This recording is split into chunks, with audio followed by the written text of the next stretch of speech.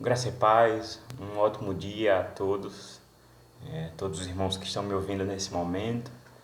Mais uma vez temos o privilégio de poder compartilhar a palavra do Senhor, a reflexão, a mensagem da Bíblia Sagrada nesse momento. No momento em que nós ainda estamos isolados da presença uns dos outros, mas temos o Senhor, conosco, recebendo o nosso culto, recebendo o nosso louvor e neste momento falando conosco por meio da sua santa palavra. Que privilégio, né, irmãos? Então vamos pegar a Bíblia mais uma vez, vamos dar continuidade, nessa vez, hoje, concluir a nossa caminhada de sermões aqui nessa carta de Jeremias, que está no capítulo 29, né? A carta vai ainda um pouco mais, mas são temas que se repetem. Nessa terceira mensagem nós vamos encerrar aqui em Jeremias 29, versículo 10 até o 14. Jeremias 29, 10 ao 14. Enquanto podemos encontrar na Bíblia, espero que já tenham encontrado, vamos ler com atenção Jeremias 29, verso 10 até o 14. Assim diz a palavra do Senhor. Assim diz o Senhor: logo que se cumprirem para a Babilônia 70 anos, atentarei para vós outros e cumprirei para convosco a minha boa palavra, tornando a trazer-vos para este lugar. Eu é que sei que pensamentos tenho a vosso respeito, diz o Senhor, pensamentos de paz e não de mal, para vos dar o fim que desejais. Então me invocareis, passareis a orar a mim, e eu vos ouvirei. Buscar-me-eis e me achareis quando me buscardes de todo o vosso coração. Serei achado de vós, diz o Senhor, e farei mudar a vossa sorte.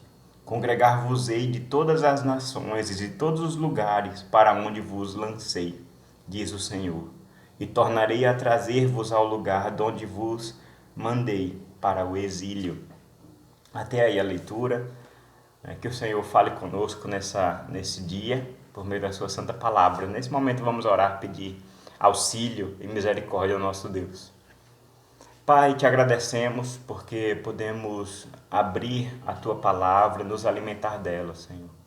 Nesse momento eu quero te pedir misericórdia para que o Senhor me capacite, de fato, para que eu possa transmitir a tua boa palavra a todos aqueles que estão me ouvindo nesse momento. Também te peço por esses irmãos que estão me ouvindo nesse momento, para os ouvintes, que o Senhor, ó Pai, também os capacite a receber essa palavra, a se alimentar dela, a se deleitar naquilo que o Senhor tem para nós nesse momento. Te agradecemos, Deus, por causa disso, te agradecemos porque entendemos o privilégio que temos de poder falar e ouvir o Senhor. Muito obrigado, Pai. Fazemos essa oração no nome do nosso Senhor Jesus, Jesus Cristo, nosso Salvador. Amém. Não só de mandamentos e repreensões severas é que consiste a palavra de Deus. E que bom, né, pensar dessa maneira. Como é bom a gente pensar que a nossa fé, a fé cristã, a fé que emana da palavra de Deus, das Escrituras, ela não consiste somente numa lista de regras, não consiste somente em um grande conjunto de ordens e proposições que soariam pesadas demais para nós, se fosse somente isso. Louvado seja Deus, porque sempre ao lado da repreensão, da correção, da disciplina, sempre ao lado do mandamento, do princípio, da lei, existe graça. A gente pode até pensar que na lei, na repreensão, na disciplina existe a graça. De maneira nenhuma a gente pode dizer que Deus é de uma forma quando ordena e de outra forma quando promete. De maneira nenhuma. Nós estamos diante do mesmo Deus, o mesmo Pai que se revela na pessoa do Senhor Jesus Cristo. De maneira nenhuma nós podemos fazer essas distinções como se estivéssemos diante de um Deus irado do Antigo Testamento, como muitos falam, e do Deus amoroso do Novo Testamento. Não, devemos rejeitar essa forma de se aproximar de Deus.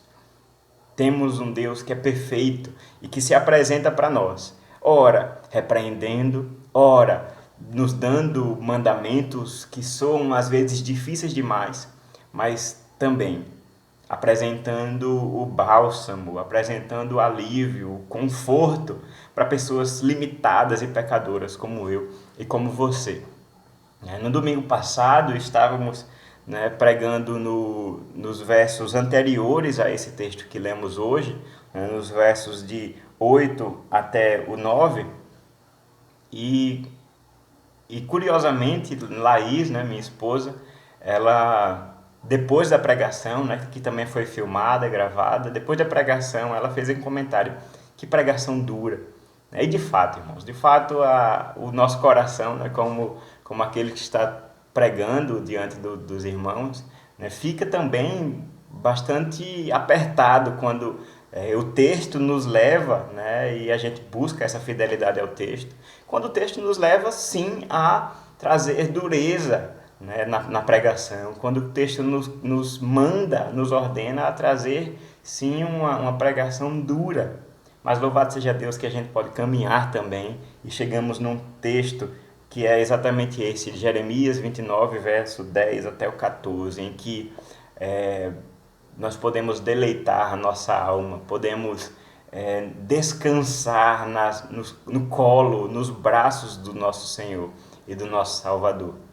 Então, nesse momento teremos essa pregação, depois de uma pregação dura, pesada para nós, que faz com que os nossos ouvidos e corações estejam alertas. Agora também podemos descansar, sabendo que o nosso Deus é um Deus de repreensão, de disciplina, mas é também, e muito por causa disso, um Deus amoroso, gracioso, misericordioso, que sabe que nós somos pó e está pronto para nos auxiliar nessa vida.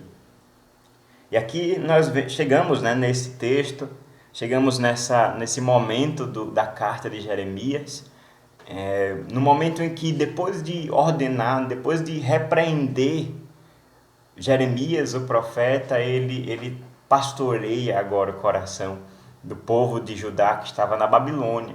Ele agora traz as promessas, traz aquelas palavras que acalentam o coração daquele povo, porque imaginem comigo, imaginem como estava o coração desse povo. A gente já tem feito esse exercício de imaginação há algum tempo, desde da primeira pregação nessa carta, e nós podemos pensar um povo que está em uma terra estrangeira, que foi derrotado militarmente, foi derrotado politicamente, teve as suas cidades destruídas, as suas muralhas derrubadas, suas casas incendiadas, seus pertences roubados, tiveram suas famílias separadas. Imaginem vocês, imaginem a situação, não só política e militar, social desse povo, mas a situação do coração deles, onde estava a fé deles, onde estava a esperança. Afinal, se levantavam no meio deles, mesmo no meio do exílio na Babilônia, alguns profetas que falavam coisas até interessantes de se ouvir.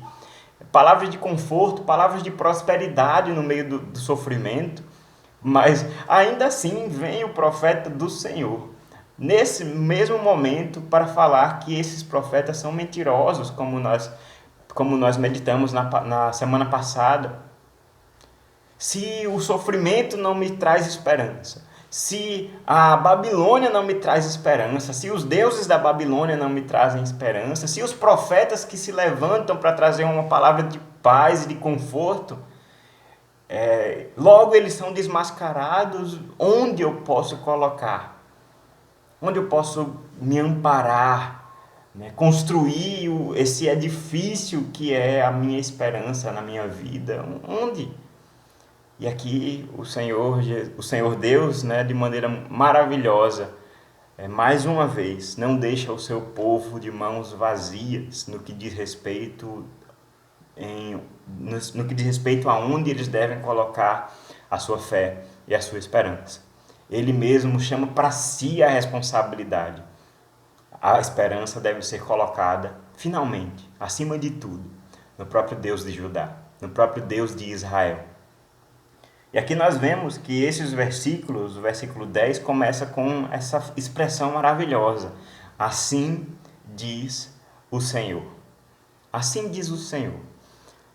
Você já parou para pensar, né? Normalmente quando nós estamos lendo os profetas da Bíblia, né? Os profetas maiores, os profetas menores, você já parou para prestar atenção nessa expressão? Já parou para prestar atenção o quanto de repetição essas palavras, né? Ou dessa maneira ou de outra, assim diz o Senhor dos Exércitos. Essa é a palavra do Senhor. Essas expressões elas acontecem em todo tempo, em todo momento nos escritos dos profetas. Muitas vezes nós, como leitores contemporâneos, né, modernos, nós passamos essas palavras acreditando apenas que é um cabeçalho, né, apenas a introdução de uma profecia, o que é importante vem depois. E de fato, né, é claro que o conteúdo da profecia é algo que deve chamar sim a nossa atenção. Mas imaginem, irmãos, imaginem o quanto de consolo existe somente já nessa introdução da profecia. Enquanto muitas vozes se levantavam, enquanto muitos profetas falsos se levantavam, surge um profeta verdadeiro para dizer: assim diz o Senhor. Para pessoas que amam o Senhor, essas palavras são consolo infinito. Para pessoas que de fato buscam o Senhor, buscam as palavras do Senhor, ouvir que alguém está dizendo no nome de Jesus, no nome do Senhor, no nosso caso, né, certamente não deve chamar apenas a nossa atenção, mas deve abrir o nosso coração, deve fazer com que a nossa alma esteja pronta para receber aquilo que vem da parte de Deus. Onde nós temos, irmãos, essa revelação hoje, nós temos a palavra do Senhor escrita. As Sagradas Escrituras, Antigo e Novo Testamento, são palavras de Deus. Aqueles profetas, os apóstolos que diziam assim diz o Senhor, escreveram essa palavra e hoje nós temos acesso. Então podemos dizer, da mesma maneira que um povo sofrido, um povo exilado, né, em cativeiro, o povo de Judá, estando sedento em ouvir a voz de Deus, a voz do seu Deus, da mesma maneira nós podemos também, hoje, no momento em que se levantam muitas vozes, dizer: eu quero ouvir o meu Deus. Eu tenho ouvidos, o meu coração está aberto, a minha alma está sedenta por aquilo que Deus tem para me falar na sua Escritura.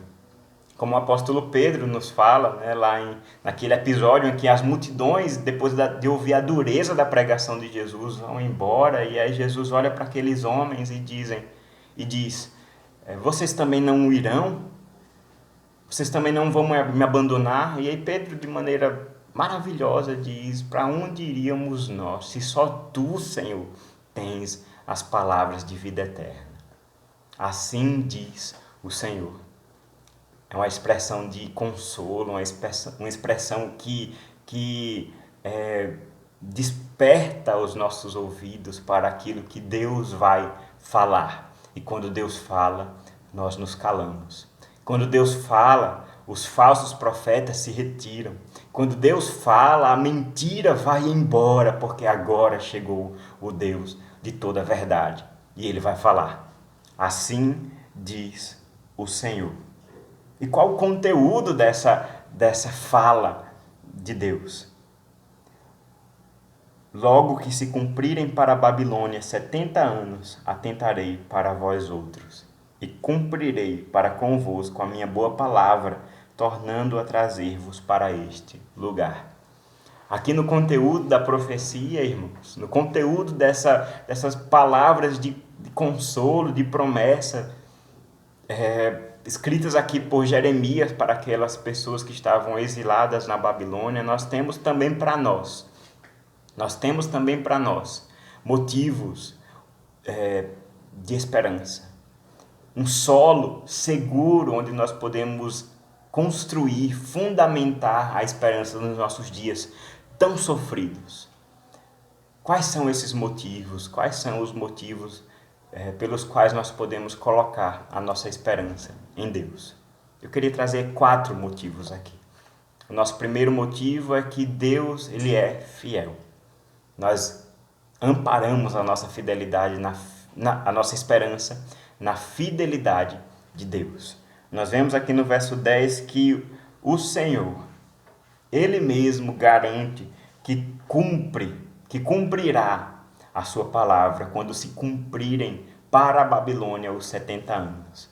É muito interessante aqui, nós vemos que enquanto esses 70 anos sempre foram preditos, especialmente pelo profeta Jeremias, no capítulo 25, como uma forma de expor o juízo para o povo de Judá. Afinal, 70 anos é muito tempo, é um tempo de uma vida inteira.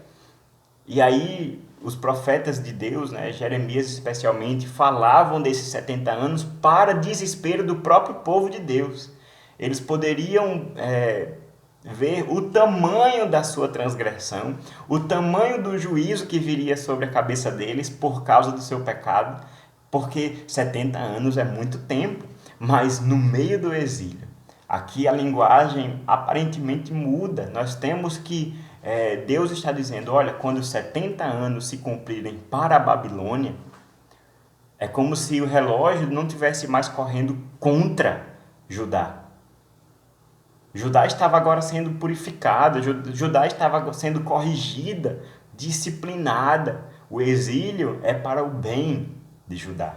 O exílio era para o bem do povo de Deus, mas agora o relógio está correndo contra a própria Babilônia. São 70 anos para a Babilônia, porque quando se encerrar esse tempo, o Senhor dos Exércitos se levantará para dar um basta. E aquilo que era um instrumento de disciplina, um instrumento de correção, essa vara nas mãos do Senhor, que era a Babilônia, agora seria julgada. Vejam, irmãos, como nosso Deus age em favor do seu povo. 70 anos para a Babilônia. Mas quando terminar esse tempo, quando esse tempo se cumprir, eu atentarei para vós outros. Ou seja, eu voltarei os meus olhos para vocês. Eu visitarei, uma expressão muito usada em todo o Antigo Testamento. Podemos pensar no Êxodo, 430 anos de escravidão no meio do Egito.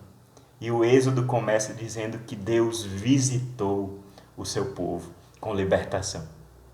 Aqui a promessa é a mesma. Depois de passar 70 anos, eu atentarei para vocês, eu visitarei, eu não me esqueci de vocês, eu não me esqueci da aliança, eu não me esqueci das minhas promessas, eu não me esqueci das minhas boas palavras, como está aqui no versículo 10. Eu atentarei para vocês e cumprirei as minhas boas palavras, tornando a trazer vocês para este lugar.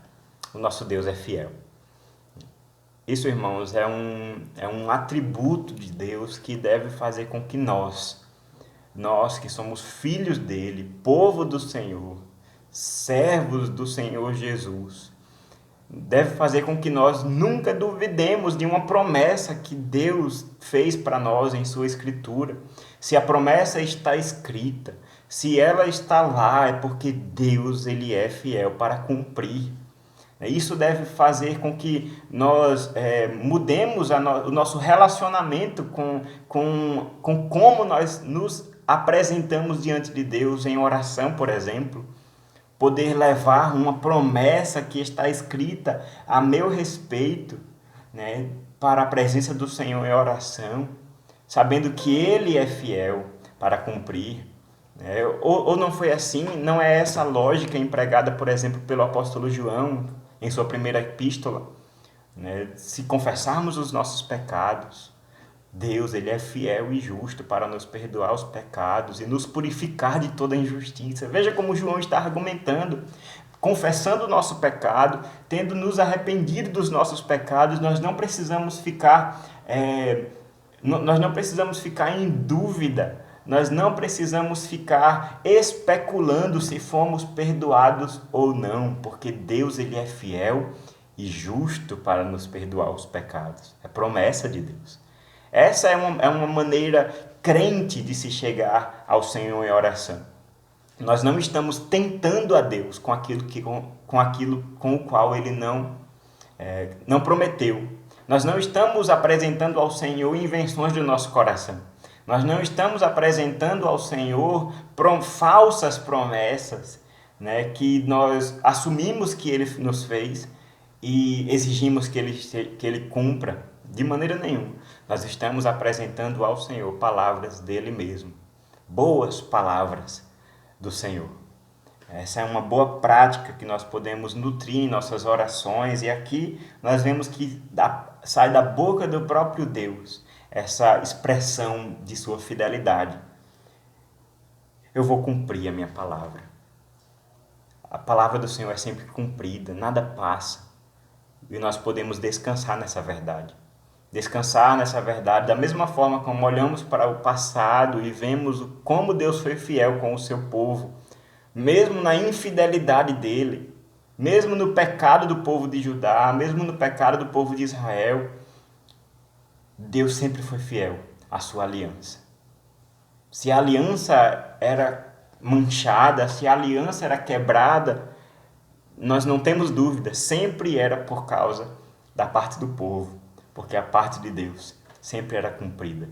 Ele sempre cumpriu, ele sempre foi fiel, ele sempre foi coerente com as suas palavras, porque ele de maneira nenhuma pode negar a si mesmo. Esse é o nosso Deus. Motivo de termos esperança eterna. A fidelidade de Deus é eterna. Mas qual é o segundo motivo pelo qual nós podemos ter uma firme esperança nesse momento? Nós temos que Deus é fiel, mas também temos que Deus ele tem uma boa vontade enorme pelo seu povo. Percebam aqui no verso 11. Eu é que sei que pensamentos tenho a vosso respeito, diz o Senhor. Pensamentos de paz e não de mal, para vos dar o fim que desejais. De que adiantaria, ou pelo menos poderíamos pensar assim, se Deus fosse fiel às suas palavras, se essas palavras fossem só de ameaça. Se o nosso Deus não fosse bom em sua essência, se o nosso Deus não fosse bom em seu caráter, a fidelidade de Deus seria para nós um terror.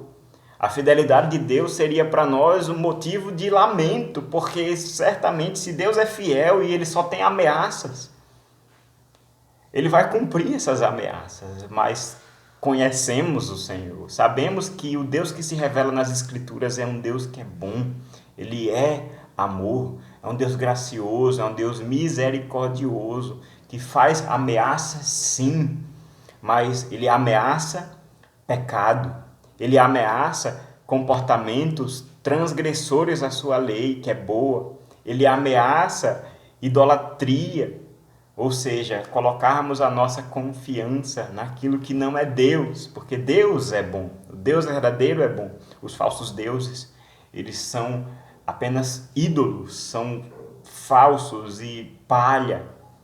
Eles não podem fazer nada por aqueles que o adoram, mas o nosso Deus ele é bom, ele é misericordioso, ele é gracioso e ele tem coisas boas para nós. Devemos entender isso, porque é exatamente isso que ele fala.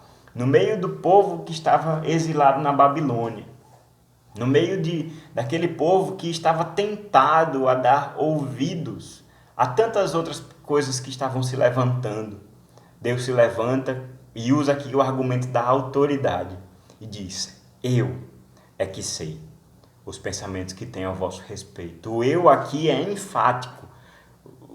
Deus está chamando para si essa responsabilidade. Ele está colocando no meio de tantas vozes, no meio de tantas pregações, no meio de tantas profecias, no meio dos deuses da Babilônia, Deus se levanta com esse Deus verdadeiro que sabe das coisas. Eu sei os pensamentos que eu tenho a vosso respeito. Não são os falsos profetas que sabem, porque eles não sabem nada. Eu é que sei os pensamentos que tenho a vosso respeito. Uma outra alternativa, né, uma boa tradução de pensamentos aqui seria planos. Não podemos imaginar aqui que pensamentos é como se Deus estivesse apenas imaginando, como se Deus estivesse apenas desejando algo, né, torcendo para o nosso bem-estar, né, fazendo aqui aquela energia positiva, né, para que as coisas aconteçam de maneira boa para o seu povo, né? Não, nós cremos, não cremos nesse Deus. Nós não cremos nesse Deus que apenas torce pelo seu povo. Nós cremos num Deus que faz o bem para o seu povo. Nós cremos num Deus que garante, mesmo com a vida de seu próprio filho, a segurança eterna daqueles que são seus. Esse é o nosso Deus. E ele diz: eu sei os planos que tenho a vosso respeito. São planos de paz, não são planos de mal. Né? Por quê? Porque Deus está se preocupando aqui em afastar a possibilidade de que esses planos poderiam ser maus em si. Né? Porque pensem comigo que no meio do exílio, embora um lado, né, dos profetas se levantassem para falar de prosperidade, se levantassem de falar de um exílio que seria, né, rápido, de um exílio que seria muito ralo e que logo eles poderiam voltar para Jerusalém, voltar para a vida de antes, voltar para as coisas que eles praticavam antes do exílio. Enquanto de um lado nós tínhamos esse tipo de teologia da prosperidade, no outro, o coração do povo judeu estava sendo mastigado, o coração do povo judeu estava sendo dilacerado e entregue ao desespero. Estava sendo entregue a uma falta total de esperança. Imaginem o quanto eles não estavam sendo tentados a dizer que Deus já não queria mais aquele povo para si. O quanto eles estavam sendo tentados para dizer que, olha, Deus nos abandonou, nós fomos desamparados, Deus nos jogou aqui nessa terra estranha para nós morrermos aqui. Eles tinham esquecido que desde muito antes, as promessas de Deus estavam ecoando. Vocês, quando pecarem contra mim, quando vocês me negarem com o coração de vocês, vocês serão lançados numa terra estranha. Mas eu, o Senhor, os farei voltar para a terra onde eu escolhi para ser adorado, para aquele lugar que eu escolhi dentre todas as nações para ser adorado. E isso, irmãos, está escrito em toda a lei de Moisés. Em Deuteronômio nós temos ecos dessas promessas. O que devemos entender é que no meio da teologia da prosperidade, né, aquele que exalta o homem no lugar de Deus, e no meio do desespero total existe um equilíbrio santo, existe um equilíbrio que diz que confia em Deus porque sabe que Ele não abandona o seu povo. Existe aquela fé, aquela linha tênue que afirma e que confia no Senhor, que diz que nós não precisamos de bens materiais, nós não precisamos de prosperidade para termos o nosso coração acalentado, mas nós também não podemos nos entregar ao total desespero, porque cremos que o Senhor está conosco. Como nos diz o Salmo 23, ainda que o pastor nos leve pelo vale da sombra da morte, nós não temos medo. Não é porque as circunstâncias mandam no nosso coração, mas porque o pastor está à nossa frente. Porque Deus está conduzindo o seu povo, esse rei, esse pastor, esse líder, o Senhor dos exércitos. Ele está no meio de nós. E louvado seja Deus por isso. Deus tem pensamentos de paz para o seu povo e não de mal, para vos dar o fim que desejais. É assim que termina o versículo. Poderia ser traduzido também de outra forma, para vos dar um futuro e uma esperança. As palavras, literalmente, lá no hebraico, são exatamente essas: futuro, esperança.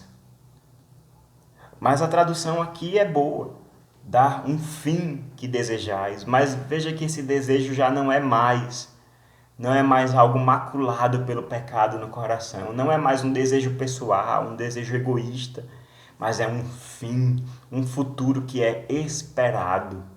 A esperança encontra um abrigo seguro na garantia do próprio Deus, porque Ele tem esses planos para o seu povo.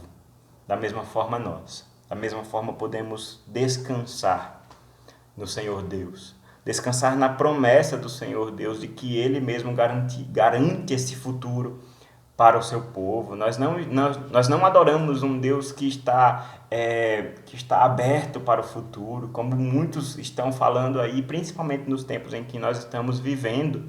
Surge uma catástrofe natural, surge uma pandemia como essa que nós estamos enfrentando, e sempre se levantam aqueles falsos teólogos que se entregam ao erro e dizem que Deus está participando do tempo da mesma forma que nós. Deus está descobrindo o futuro da mesma forma que nós. E eles fazem isso porque eles não querem se comprometer em dizer que Deus é soberano, Deus está no controle de tudo, e aí por causa disso a conclusão lógica seria: então foi Deus quem decretou a pandemia? Foi Deus quem decretou todo esse sofrimento? É claro que a palavra de Deus trata isso como um tipo de mistério, e nós também devemos tratar da mesma forma. Da mesma forma, nós tiramos as sandálias dos nossos pés para entrar nesse solo sagrado. Mas uma coisa nós devemos entender. Uma coisa nós devemos crer, que o nosso Deus, ele é soberano. O nosso Deus sempre esteve no controle de todas as coisas. Não há nada que pegue o nosso Deus de surpresa. É Ele que sabe os planos, os pensamentos que Ele tem a nosso respeito. E Ele é poderoso. Ele é todo poderoso e Ele é capaz de fazer com que esses planos sejam planos de paz, planos de bem e não de mal. Hoje nós não entendemos. Hoje nós estamos no meio dos acontecimentos e não entendemos, mas certamente nós podemos crer que quando nos afastarmos de tudo isso, quando tivermos a nossa mente transformada, pensaremos como Cristo pensa. E aí, nós entenderemos toda essa obra para a glória do Senhor. Porque é Ele que sabe. Nós não sabemos, os falsos profetas não sabem. Ele é quem sabe os pensamentos que Ele tem a nosso respeito. E são pensamentos de paz, pensamentos de bem-estar, pensamentos de plenitude e não de mal, para que nós cheguemos finalmente ao fim que nós esperamos, ao fim que nós desejamos e ansiamos. E esse também é um motivo para amparar a nossa esperança. Nós amparamos a nossa esperança na fidelidade de Deus, amparamos a nossa esperança na boa vontade de Deus, mas também amparamos a nossa esperança na restauração que vem de Deus. E aqui nós vemos nos versos que concluem esse trecho, a partir do verso 12 até o verso 14, nós temos promessas de Deus que dizem respeito à própria vida daquele povo, mas não é uma vida como nós estávamos vendo antes. Aqui Deus já não está falando de construir casa, ter filho, plantar e colher. Agora Deus está falando de algo muito específico. Ele está falando de práticas espirituais que dizem respeito ao culto. Percebam a linguagem usada aqui pelo profeta. Então, ou seja, naquele momento, me invocareis, passareis a orar a mim e eu vos ouvirei. Buscar-me-eis e me achareis quando me buscardes de todo o vosso coração. E eu serei achado de vós, diz o Senhor, e farei mudar a vossa sorte. Até aí, veja que o próprio Deus agora está garantindo a restauração do coração daquele povo. Nós temos aqui nesses versos, nesses pequenos versos, um tipo de sumário, um tipo de resumo do que Jeremias vai tratar no resto do seu livro, do capítulo 30 até o capítulo 35. Nós temos promessas maravilhosas em todos esses capítulos, e aqui nós temos um tipo de resumo.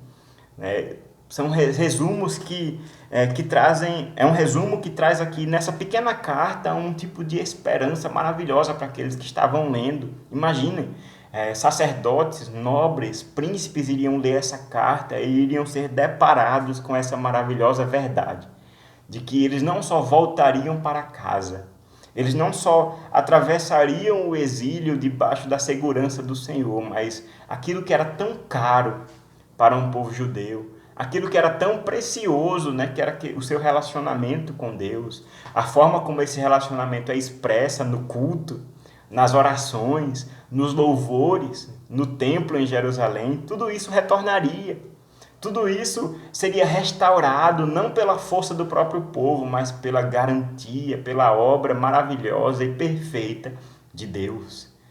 Deus está falando que por obra dele o povo iria invocá-lo, iria passar a orar, iria ouvir ao Senhor, iria buscar ao Senhor, e não só buscar como alguém que está desesperado sem encontrar, mas a promessa é: buscar-me-eis e me achareis.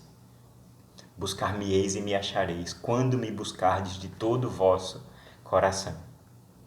Normalmente aqui nós lemos como uma condicional. Nós lemos aqui, olha, você só busca e acha Deus quando você busca de todo o coração. Essa é uma boa leitura e certamente faz sentido de alguma forma, mas o contexto aqui da carta nos mostra que não é essa a leitura que deve ser colocada aqui. Deus não está dizendo, olha, vocês vão me buscar e vão me achar só quando vocês me buscarem de todo o coração. Depende de vocês. Não é isso que Deus está falando aqui. Deus está, como eu já falei, tomando para si mesmo a responsabilidade, a garantia. Nós podemos dizer assim: vocês vão me buscar e vão me achar. Por que vocês vão me buscar de todo o coração? Naquele dia marcado no calendário, quando eu vos trazer novamente para a sua terra, naquele dia vocês vão me buscar de todo o coração. Vocês vão me buscar e vão me achar. Eu serei achado de vós. O Senhor está garantindo aqui que ele será encontrado pelo seu povo. E aqui nós temos também no final do verso 14, nós temos que esse povo também é acalentado pela promessa de que o Senhor congregaria todo esse povo novamente em sua terra. Congregar-vos-eis de todas as nações e de todos os lugares para onde vos lancei, diz o Senhor, e tornarei a trazer-vos ao lugar de onde vos mandei, para o exílio. A promessa aqui é que eles voltariam para a sua casa, voltariam para a sua terra, para as suas famílias. Isso por si só já é maravilhoso. Isso por si só já poderia encher os olhos dos judeus de lágrimas. Eles poderiam ficar emocionados com a maravilha que eram essas promessas. Voltar para casa, encontrar os familiares que ficaram lá, voltar para as minhas terras, as terras que pertenceram aos meus antepassados há tantas gerações. Mas é muito mais do que uma restauração de posse. Deus está fazendo muito mais do que isso. Como eu já falei, Deus está aqui restaurando o coração de um povo.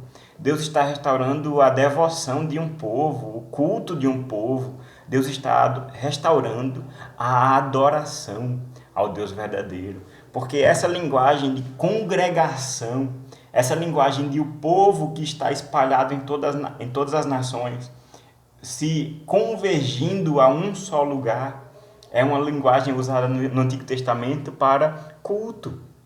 É uma linguagem usada para adoração, porque naquele lugar era que Deus era exaltado.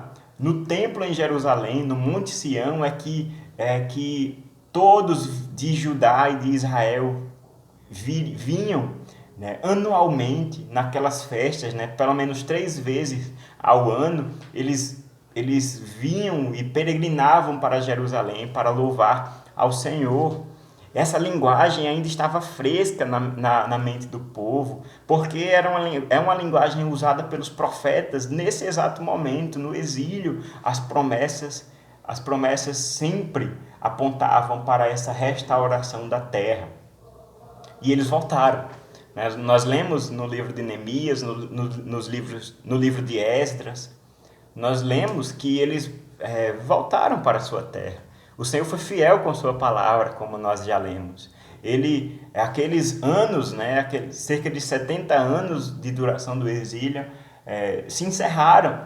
O Senhor, ele cumpriu sim a sua boa palavra, como ele havia prometido. O Senhor tinha lidado já com a Babilônia, uma nação muito mais poderosa que ela, os persas, a conquistou. E o povo de Judá pôde finalmente voltar para a sua terra. Isso é maravilhoso. O templo foi reconstruído. Poderíamos dizer, olha, fim de história. A história se encerrou, louvado seja Deus, porque a sua promessa foi cumprida.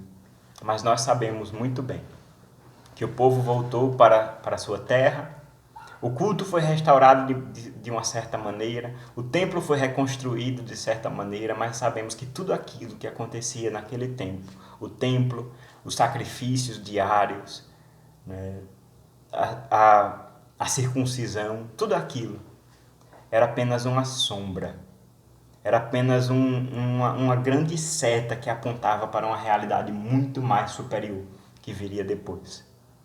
O que nós devemos entender, irmãos, é que essas palavras de Jeremias, essas palavras do profeta que garantem que o povo buscaria ao Senhor de todo o coração, elas só seriam cumpridas, elas só são cumpridas de maneira plena e efetiva por causa de um homem, que também era Deus, que veio a esse mundo para cumprir plenamente todas as promessas do Senhor. Se falamos que Deus é fiel, em Cristo nós temos o pleno cumprimento de toda a fidelidade de Deus. Nele nós encontramos segurança, nele nós encontramos a expressão maravilhosa da natureza do Pai. Nele nós encontramos o amém e o sim para todas as promessas de Deus. Deus é fiel em Cristo. Se Deus ele é bom para conosco e ele tem uma boa vontade maravilhosa no seu ser para com o seu povo, em Cristo isso se manifesta de maneira carnal, porque o Verbo se fez carne e habita entre nós. E ele veio para servir, ele não veio para ser servido. E ele ensina, ele vive em nosso meio, sofre as nossas tentações, padece em sua própria carne, semelhante à nossa, e ele morre. Ele morre demonstrando assim o grande amor de Deus. Ou não é isso que o apóstolo Paulo fala? Prova a Deus o seu grande amor para conosco, tendo Cristo morrido por nós, sendo nós ainda pecadores. Na morte de Cristo e em sua ressurreição nós temos essa prova muito evidente da boa vontade de Deus para com o seu povo. Mas também nós temos em Cristo essa restauração do nosso coração. Somente em Cristo nós sabemos que nós recebemos um coração novo. Em Cristo nós somos nova criatura. Em Cristo nós somos selados com o Espírito Santo. Em Cristo nós somos restaurados, regenerados. Em Cristo nós somos justificados e santificados. Em Cristo nós somos capacitados a buscar ao Senhor de todo o coração. E aí sim, nós invocamos ao Senhor. Buscamos o Senhor e Ele vem a nós. Nós achamos ao Senhor, mas não porque somos bons, não porque merecemos, não porque somos fortes, mas porque em Cristo nós podemos nos achegar ao trono da graça. Essa é a base maior dessa promessa. Se um pecador invoca, ora, busca e é ouvido e achado por Deus, de maneira nenhuma ele pode achar que ele fez isso porque ele mereceu, mas porque ele se ampara nos méritos de uma outra pessoa, Jesus Cristo, o justo, o único mediador entre Deus e os homens. E em Cristo, irmãos, nós também somos congregados. Aquela linguagem de adoração do Antigo Testamento, aquela promessa de que o povo voltaria para Jerusalém, e muito mais do que isso, todas as nações viriam para o Monte Sião para adorar ao Senhor no templo. Essa linguagem era apenas uma linguagem simbólica para essa grande realidade da qual nós já experimentamos. Nós somos povo de Deus, nós que não éramos povo, hoje nós podemos dizer, somos povo. Está escrito em 1 Pedro 2:10. Nós que não tínhamos alcançado misericórdia, hoje nós alcançamos misericórdia. Nós que não somos judeus, somos gentios, juntamente com povos de todos os lugares, de toda tribo, raça e nação. Nós hoje estamos congregados em Cristo. Somos corpo do Senhor Jesus, ovelhas do mesmo rebanho, ovelhas do mesmo pastor, o bom pastor que dá a vida pelas suas ovelhas. Os judeus tinham essa expectativa, uma expectativa louvável, de ser congregados em sua terra natal. Mas nós temos uma expectativa maior. Estamos congregados em Cristo, mas estamos vivendo essa vida olhando para o futuro. Um futuro desejado, um futuro esperado, fruto dos planos de Deus. Um futuro em que todos nós estaremos reunidos, rendendo glória e louvor eternamente ao Senhor Jesus. Ele que é a fidelidade de Deus, Ele que é a boa vontade de Deus, Ele que é essa restauração de Deus. E finalmente, o nosso Senhor, o Rei da nossa vida, o Senhor da igreja, o dono de nós, o dono do povo de Deus, porque esse povo foi comprado por sangue. Certamente essa carta encontrou aqueles judeus num momento muito desesperado, num momento muito triste de sua história. E ela com certeza trouxe algum tipo de ânimo, de alegria. Nós estamos numa condição muito melhor hoje. Temos a revelação completa. Temos a expressão maior da vontade de Deus. Aquilo que foi revelado, que pertence a nós, para que nós conheçamos, está escrito. Nós conhecemos o fim das coisas. Não porque nós somos oniscientes, mas porque cremos naquele que é. Naquele que sabe quais são os pensamentos que ele tem a nosso respeito. São pensamentos de paz e não de mal. Que Deus nos abençoe, irmãos. Que Deus te dê uma semana de paz. Que Deus possa te capacitar a crer nessas promessas. São promessas maravilhosas. Que elas possam trazer sentido à sua vida e que você possa viver por esse Deus. Viver por esse Deus que nos ama, que prova esse amor em Cristo Jesus. Se apegue a esse Cristo. Se apegue à sua cruz. Se apegue à sua ressurreição. Certamente nós podemos desfrutar dessas promessas e construir a nossa esperança nessa base sólida para a glória de Deus. Que Deus te abençoe, que tenha uma semana de paz. A todas as mães que estão me ouvindo, que o Senhor abençoe também a vida de vocês, né? Feliz Dia das Mães, né? Que o Senhor esteja usando a força de vocês, renovando o ânimo, né? Sabemos que essa missão de mãe é um dos trabalhos mais sublimes que Deus entregou à humanidade e que Deus esteja sendo honrado, né? No seu esforço, na sua dedicação, no seu amor. E que os seus filhos possam, nesse momento, ser gratos ao Senhor pelo presente maravilhoso que eles receberam, que é ter uma mãe. Que Deus abençoe vocês.